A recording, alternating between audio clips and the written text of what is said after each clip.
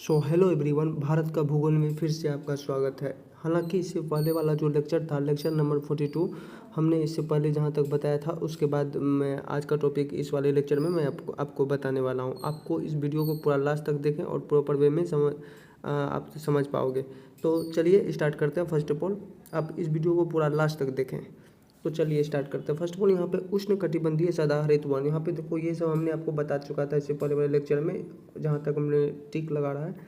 अब यहाँ पे देखो आर्द्र उपोष्ण पहाड़ी वन यानी माउंटेन सब ट्रॉपिकल मॉइस्ट फॉरेस्ट, यहाँ तक हमने आपको कंप्लीट कराया था। एज इट इज़ यहाँ तक आपका हो गया था। तो आज आपका बच गया है जो ज्वारीय वनस्पति यानी मैंग्रोव्स के बारे में। चलिए उसके बारे में समझते हैं। उससे पहले कुछ टॉपिक जो होते हैं उसको हम देख लेते हैं। तो इस टॉपिक को समझने से पहले यहाँ चलिए समझते हैं इस टॉपिक का जो लास्ट भाग था। यहाँ पे देखो आर्द्र उपोष्ण, यहाँ तक हमने बताया लास्ट टॉपिक था इसका, जो यहाँ तक ये भी आपका कंप्लीट हो चुका था। उसके बाद आपका ये रह गया था, हाँ, ये ज्वारीय वनस्पति जिसे हम मैंग्रोव वन कहते हैं। ज्वारीय वनस्पति, मैंग्रोव वन या ज्वारीय वनस्पति। चलिए सबसे पहले फर्स्ट ऑफ ऑल स्टार्ट करते हैं। यहाँ पे इसे समझने के लिए चलो इसे डिटेल में एनालाइज करते हैं और अच्छे से विजुअलाइज करते हैं। यहाँ पे यह कहा जा रहा है कि जो परिरक्षित समुद्र तट, यहाँ पे समझना, परिरक्षित समुद्र तट के निकट सीमा बनाने वाले मैंग्रोव विश्व, यहाँ तो मैंग्रोव विश्व के उष्ण एवं उपोष्ण कटिबंधीय प्रदेश की सबसे विशेष वन्य, यानी कि वन्य आप बोल सकते हो या पारिस्थितिकी तंत्र हैं। तो आप फिर से समझो, एक बार एनालाइज करना, वीडियो विजुअलाइज करना। परिरक्षित समुद्र तट के निकट सीमा बनाने वाले मैंग्रोव विश्व के उष्ण एवं उपोष्ण कटिबंधीय प्रदेश का सबसे विशेष वन्य पारिस्थितिकी तंत्र है। अब देखो, मैंग्रोव वन भारत के तटीय रेखाओं के आसपास परिरक्षित मुहानों पर, मेरो खाड़ी, दलदली क्षेत्र आदि में फैला हुआ है। दलदली क्षेत्रों में फैला हुआ है। मैंग्रोव विभिन्न आकार के हेलोफाइट पौधों की संख्या सर्वाधिक है यहाँ पे, और यह अनेक प्रकार की मछलियों, यहाँ जो है अनेक प्रकार की मछलियों एवं अन्य समुद्री जीवों के लिए अनुकूल समुद्री नर्सरी है। अन्य समुद्री जीवों के लिए अनुकूल नर्सरी है एक तरह से। तो इन क्षेत्रों में उच्च ज्वार के कारण नमकीन जल का फैलाव होता, और इन क्षेत्रों में उच्च ज्वार के कारण नमकीन जल का फैलाव होता, और विश्व में ज्वारीय वनस्पति या कच्छ वनस्पति का सर्वाधिक क्षेत्र भारत में, कच्छ वनस्पति का, मैंग्रोव वनस्पति का भारत में सबसे बड़ा क्षेत्र गंगा एवं ब्रह्मपुत्र नदियों का संयुक्त डेल्टा है। तो आपको, आई होप यहाँ तक आपको समझ में आ चुका है। तो फिर से एक बार समझा देता हूँ मैं आपको। तो यहाँ से विश्व में ज्वारीय वनस्पति या कच्छ वनस्पति का सर्वाधिक क्षेत्र भारत में है। कहाँ है सर्वाधिक क्षेत्र? भारत में है। तो जैसे कि एग्जाम्पल के तौर पे कच्छ वनस्पति या मैंग्रोव वनस्पति का भारत में सबसे बड़ा क्षेत्र गंगा एवं ब्रह्मपुत्र नदियों का संयुक्त, गंगा और ब्रह्मपुत्र नदियों का संयुक्त, जब संयुक्त होता है वहाँ जो डेल्टा बना है, संयुक्त डेल्टा है, उसे तो उसी का नाम पे एक तरह से आप कह सकते हो वो है। तो क्या है? तो कच्छ वनस्पति एवं मैंग्रोव वनस्पति का भारत का सबसे बड़ा क्षेत्र गंगा एवं ब्रह्मपुत्र नदियों का संयुक्त डेल्टा है। तो एज इट इज यहाँ तक आपको हमने समझाया।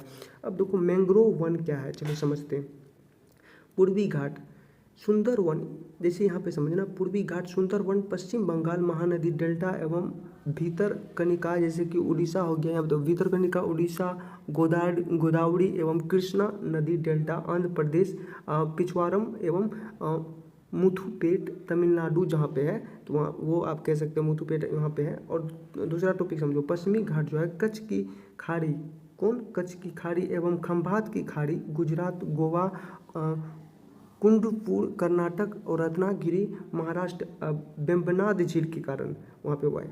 तो एज इट इज यहाँ तक आपको हमने समझाया, ये सब याद कर लेना आप। अब देखो अन्य क्षेत्र, अंडमान एवं निकोबार द्वीप समूह, अंडमान एवं निकोबार द्वीप समूह, तो ये हो गया आपका अन्य क्षेत्र में, ये आपका आ जाता है। तो विशेषताएं देख लेते हैं। इनका विशेषताएं यहाँ पे देखो कि उच्च ज्वार के वक्त ये जल में डूबी रहती है। जब यहाँ पे ज्वार आती है तो वो जल में डूबी रहती है, एवं निम्न ज्वार के वक्त ये शुष्क होती है, और निम्न ज्वार के वक्त की, निम्न ज्वार के जब ज्वार वहाँ पे घटती है तो वो क्या होती है? शुष्क होती है।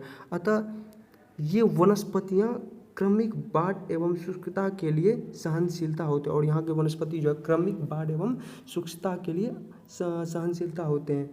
ये वनस्पतियाँ समुद्री खारे जल के प्रति सहनशील होती है। और ये वनस्पतियाँ जो है समुद्री खारे जल के लिए प्रति सहनशील होती है। अब देखो, तटवर्ती क्षेत्रों में स्थित होने के कारण ये वनस्पतियाँ तटों की सुनामी एवं चक्रवात से रक्षा करती है, क्योंकि इनकी जड़ें बहुत लंबी एवं विस्तृत होती हैं। इनकी जड़ें बहुत लंबी और विस्तृत होती है और इनसे ईंधन के लिए लकड़ी एवं मजबूत टिकाऊ लकड़ी और प्राप्त होती है। इनसे ईंधन के लिए लकड़ी एवं मजबूत टिकाऊ टाइप से लकड़ी प्राप्त होती है यहाँ से, और जिससे नाव बनाई जा सकती है। और यहाँ जिससे नाव बनाई जा सकती है। ये तटों के अपक्षरण को रोक तथा स्थिरता प्रदान करते हैं। ये तटों को अपक्षरण को रोक तथा स्थिरता प्रदान करते हैं एवं समुद्री लहरों से तट को सुरक्षा प्रदान करते हैं। ये समुद्री लहरों से तट को सुरक्षा प्रदान करते हैं। अब देखो यहाँ पे लास्ट, ये वृक्ष प्रदूषण को कम करने में भी उपयोगी होते हैं। ये वृक्ष बहुत उपयोगी होते हैं नेचर के लिए, और यहाँ प्रदूषण को कम करने के लिए भी ये वृक्ष बहुत उपयोगी हैं।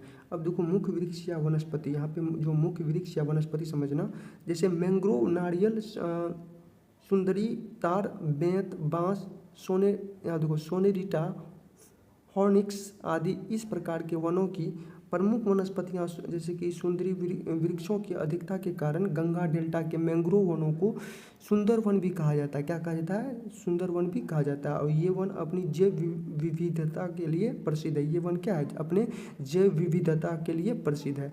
आई होप यहाँ तक आपको समझ में आ चुका है। तो चलिए, ज़्यादा लंबा वीडियो नहीं होगा ये, तो आप एज इट इज़ इसको कंप्लीट करना। ये कॉम्पिटिटिव एग्जाम के लिए बहुत important MCQ type question answer है, हमने जो आपको कवर कराया है। अब यहाँ पे समझना, जो मैं कल आपको कल का जो लेक्चर आने वाला है, चैप्टर नंबर 7 जो स्टार्ट होने वाला है, वहाँ पे आपको चैप्टर 7 में बताया जाएगा भारत की मिर्चियाँ के बारे में। तो मैं सबसे पहले जो उत्तर में हिमालय, उत्तर में यहाँ से यहाँ तक ये जो है, जो पर्वतमाला है, उत्तरी हिमालय पर्वतमाला, ये सब, तो वो सब आपको बताया जाएगा एज इट इज़, वो ट्रिक के साथ बताया जाएगा। और उसके नीचे आ जाएगा मैदानी भाग, जो कुछ मैदानी भाग, उसके बाद आएगा यहाँ पे दक्कन का पठार, वो आ जाएगा। यहाँ से देख सकते हैं आप, यहाँ पे अरब सागर में, अरब सागरीय के टेक्टोनिक प्लेट से यहाँ से जब मैग्मा निकला था विस्फोट से, जो लगातार निरंतर होते रहा था, तो तब दक्कन का टेप यहाँ पे एक तरह से पठार बना था। तो वो सब आपको बताया जाएगा। और उसी के घिसावट से बेसाल्ट मिट्टी, काली मिट्टी का निर्माण होता है। और जो बच गया मरुस्थलीय भाग, वो सब के बारे में भी बताया जाएगा आपको। जो बताया गया तो वो वहाँ तक तो आपको समझ में आया होगा। अगर जिन स्टूडेंट को समझ में नहीं आया, आप नीचे कमेंट कर सकते हो। हालांकि जो 1 शॉट वीडियो आएगा, 1 शॉट भी आएगा वीडियो, और शॉर्ट टाइप में वीडियो होगा, जिसमें बारीकी से बताया जाएगा एक एक टॉपिक को, जो 5 मिनट, 10 मिनट, 7 मिनट इस तरह का वीडियो होगा एक एक टॉपिक के, ताकि आप अपना 5-7 मिनट देके आप उससे कवर कर सको। तो अब यहाँ पे देखो, कर्क रेखा यहाँ से होकर गुजरती है भारत के बीच से होकर, क्लियर। तो अब यहाँ पे म्यांमार है। म्यांमार जो है, जब म्यांमार, भारत ने इसे गिफ्ट किया था म्यांमार को, कोको द्वीप जो है म्यांमार चाइना को दे दिया है लीज पे, आप ऐसे कह सकते हैं। तो और इस तरफ म्यांमार हो गया, और यहाँ पे भूटान हो गया। अब भूटान के बाद यहाँ पे आप देख सकते हैं, यहाँ पे बांग्लादेश हो गया, और यहाँ पे नेपाल है, और इधर इस साइड में चीन हो जाएगा, और इधर पाकिस्तान आ जाएगा। हालांकि इन सबों के बारे में हमने आपको बताया था, जैसे कि उष्णकटिबंधीय सदाबहार वन के बारे में ये बता दिया हमने आपको, और उष्णकटिबंधीय पर्णपाती वन यहाँ पे भी बताया। और ये सब का जो ग्रीन सिग्नल जहाँ पे है, तो समझना कि वहाँ पे जो है पेड़ पौधा बहुत ज़्यादा है। तो उष्णकटिबंधीय पर्णपाती वन, तो एक तरह का ट्रिक है, वो आपको भी बताया जाएगा किस तरह से आपको समझना है। अब देखो, अंडमान निकोबार द्वीप भारत समूह है यहाँ पे। तो अब यहाँ पे उष्णकटिबंधीय पर्णपाती वन है, यहाँ पे उससे कम वृक्ष है, यहाँ पे आप कह सकते हैं पर्णपाती वन पाया जाएगा। उसके बाद मैंग्रोव वन, जैसे अभी हम पढ़ रहे थे इसी के बारे में, उष्णकटिबंधीय कटली वन, इससे पहले वाले जो लेक्चर था उसमें वो पढ़ा गया था। तो आई होप ये सब हमने आपको कवर कराया था, वो आपको समझ में आ चुका था। तो चलिए आज का टॉपिक यहीं कंप्लीट करते हैं। और यहाँ पे देख पा रहे हैं आप, ये एक द्वीप है जिसे हम लक्षद्वीप कहते हैं, जो भारत का ही पार्ट है, वो सब आपको देखा जाएगा। और नीचे यहाँ पे श्रीलंका है। कल का जो चैप्टर नंबर 7 को स्टार्ट करने से पहले आपको कुछ कुछ टॉपिक जो द्वीप के बारे में बता दिया जाएगा और उसको अच्छे से समझा दिया जाएगा। जैसे कि यहाँ पे आपको चित्र बनाया गया, ताकि अभी वीडियो लंबा हो जाएगा, इस बेसिस पे हमने अभी छोड़ दिया है। तो कल का जो चैप्टर 7 स्टार्ट होगा उससे पहले हमने पहले वो आपको कवर कराना है और आपको अच्छे से समझ में आएगा। चलिए आज का टॉपिक बस यहीं तक कंप्लीट करा दिया हूँ, आप इसको रिवाइज कर लेना और नोटबुक में। आज का वीडियो में बस इतना ही। अगर आपको अच्छा लगा तो शेयर, लाइक, सब्सक्राइब करें। थैंक यू, धन्यवाद, जय हिंद। फिर मिलूँगा इसका नेक्स्ट पार्ट में।